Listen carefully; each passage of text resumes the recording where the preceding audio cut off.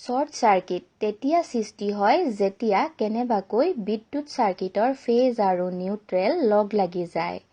Phase আৰু neutral ৱায়াৰক ইনচুলেটৰৰ সহায়ত পৃথক কৰি ৰখা হয়। প্লাষ্টিক জাতীয় আৱৰণেৰে ইলেক্ট্ৰিক ৱায়াৰৰ ওপৰত এটা তৰপ দিয়া হয়। কিন্তু কিবা কাৰণত ভল্টেজ হাই হৈ গ'লে এনে ইনচুলেটৰসমূহ আয়নাইজ হৈ যায় আৰু কণ্ডাক্টৰৰ দৰে কাম কৰে, অৰ্থাৎ ইনচুলেশ্যন ব্ৰেকডাউন হয়। ফলস্বৰূপে ফেজ আৰু নিউট্ৰেল কানেক্ট হৈ শৰ্ট চাৰ্কিটৰ সৃষ্টি কৰে। সচৰাচৰতকৈ বেছি কাৰেণ্ট পাছ হ'লে যি তাপ উৎপন্ন হয়, মানে ৱায়াৰডাল গৰম হৈ যায়, তেতিয়া ইনচুলেটৰৰ আৱৰণখন গলাই দিয়ে। উচ্চ ক্ষমতাৰ ভল্টেজৰ প্ৰভাৱত আহিলে বতাহো আয়নাইজ হৈ যায়, অৰ্থাৎ বতাহৰ মাজেদিও বিদ্যুৎ প্ৰবাহিত হ'ব পাৰে।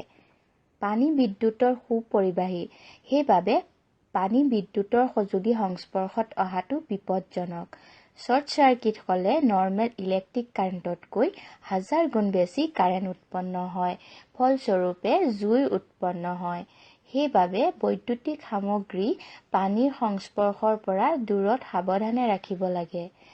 আশা ৰাখিলোঁ ভিডিঅ'টো চাই আপোনালোক উপকৃত হ'ল আৰু ভৱিষ্যতে এনে তথ্য লাভৰ বাবে আমাৰ চেনেলটো ছাবস্ক্ৰাইব কৰিবলৈ নাপাহৰিব। ধন্যবাদ।